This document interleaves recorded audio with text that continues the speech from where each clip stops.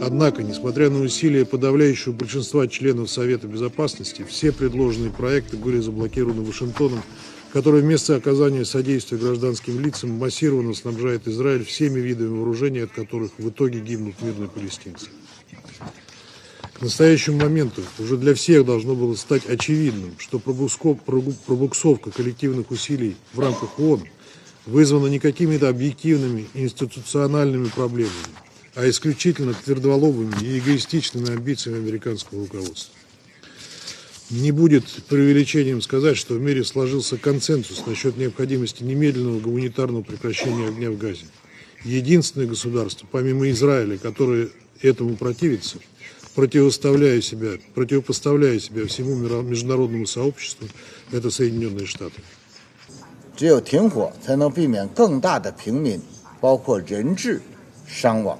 只有停火才能避免地区冲突走向失控，只有停火才能避免政治解决前景彻底葬送。国际社会已经一再发出压倒性呼吁，要求在加沙立即停火。然而，以色列仍在持续实施轰炸和炮击。学校、医院、清真寺、基督教堂、难民营一再成为军事行动的目标，这样的袭击没有任何正当理由可言。需要指出，在加沙造成更多平民伤亡，不会为解救人质找到出路，也不会为任何一方带来更多安全。我们敦促以色列立即改弦更张，停止无差别的军事攻击，停止对加沙民众的集体惩罚。 We are now coming to the end of what was the deadliest year in the occupied Palestinian territory. This should be a wake-up call that the current status quo cannot be allowed to continue. 2.2 million people remain trapped, with 9 out of every 10 spending entire days without food. Gazans are experiencing unprecedented levels of starvation and thirst, while doctors lack even the most basic of medical supplies to treat the wounded and the growing threat of infection. What we need is access. The resolution that we will vote on later today aims to meet this need by demanding the use of all land, sea, and air routes to allow aid to enter. Israel must stop blocking the entry of aid and allow life-saving assistance into the Gaza Strip. We look forward to the moment when the two-state solution is advanced, not like an empty mantra, not as an easy substitute to failure, not as a placebo, but as a genuine process so that the Israelis and Palestinians find the way to get out of the horrible deadlock, of the terrible impasse and the perpetual failures over decades, and together with the international community, design, agree and implement to live side by side, each in their own state, in dignity, prosperity and security, free from terror and insecurity.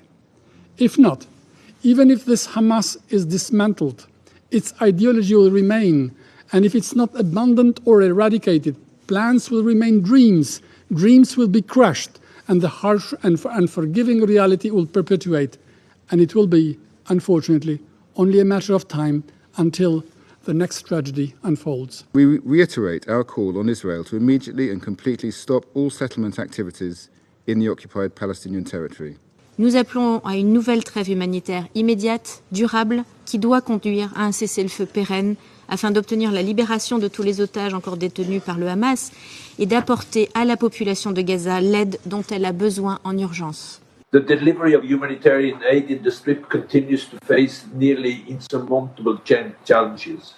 Amid displacement of an unimaginable scale and active hostilities, the humanitarian response system is on the brink.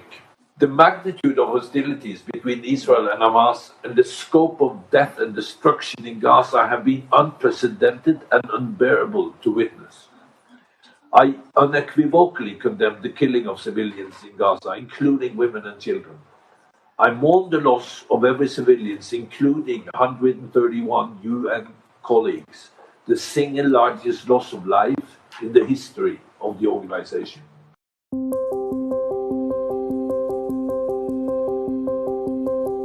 A few things bear reiterating. That the atrocities Hamas committed on October 7 must be condemned. That we must pursue justice for the victims of horrific sexual violence perpetrated by Hamas on and after that day. That Israelis still face barrages of rocket fire to this day, rocket fire launched by Hamas from civilian infrastructure in Gaza at civilians in Israel. That civilians must be protected, and that humanitarian aid must reach those who desperately need it. That Hamas must not be allowed to control Gaza for the sake of Israeli and Palestinian safety alike, and that Israel has the right to protect its people from terrorism.